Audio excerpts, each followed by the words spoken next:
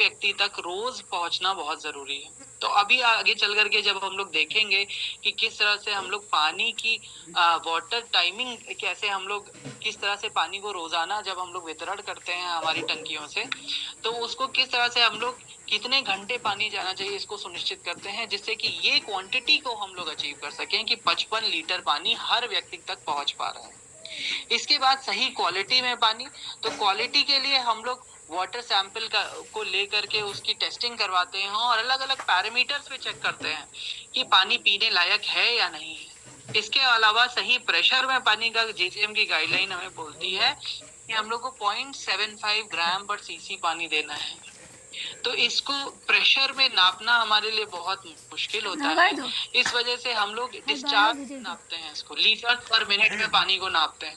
तो वो कैसे नापते हैं वो भी हम बताएंगे, किस जगह पर जाकर के पानी का चेक करना है वो भी हम लोग बताएंगे आपको।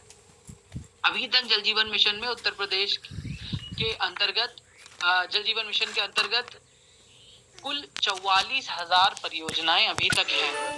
ये परियोजनाएं बढ़ भी गई हैं, इसका नंबर काफी ज्यादा बढ़ गया है, लेकिन जो हमारे पास ऑफिशियल डेटा अवेलेबल है उसके हिसाब से उत्तर प्रदेश में 44,000 परियोजनाएं हैं।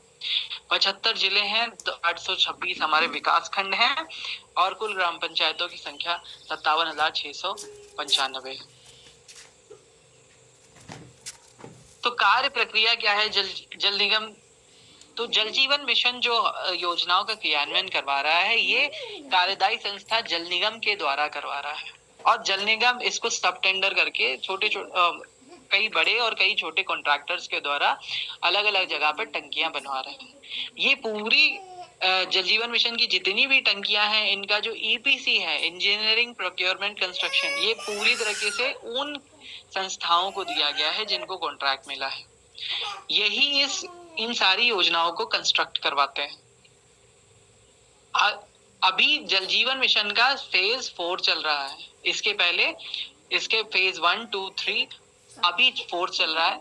1 और 2 फेज में जो हमारी संस्थाएं थी जो ईपीसी करवा रही थी, उनके पास ऑपरेशन एंड मेंटेनेंस नहीं दिया गया था, उनको ऑपरेशन मेंटेनेंस नहीं दिया गया था। अगर ऑपरेशन मेंटेनेंस उनको दिया भी गया था तो वो 1 साल, 2 साल, 5 साल का दिया गया था।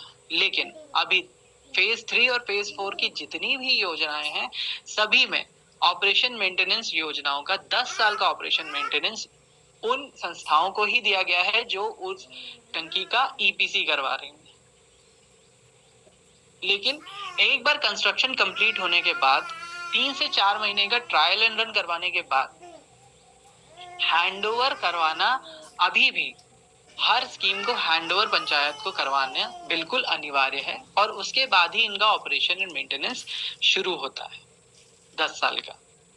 ये ऑपरेशन एंड मेंटेनेंस जो भी आपकी ग्राम पेयजल स्वच्छता समिति है, जो आपकी VWSC है, इनकी निगरानी में ये ऑपरेशन मेंटेनेंस उन वेंडर्स के द्वारा किया जाएगा।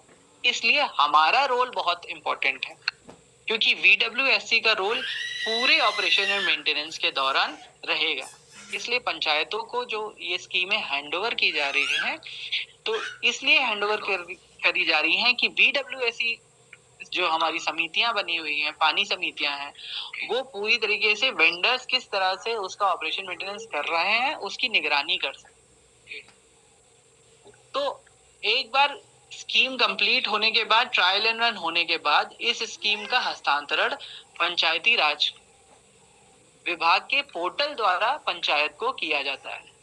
ये हस्तांतरण की जो प्रक्रिया है, ये अभी हम लोग विस्तार में समझेंगे।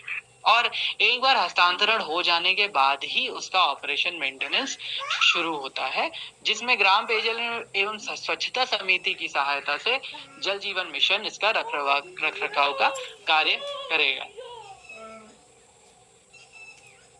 तो अब हम समझते हैं कि कितनी प्रकार की योजनाएं हैं जो हमारे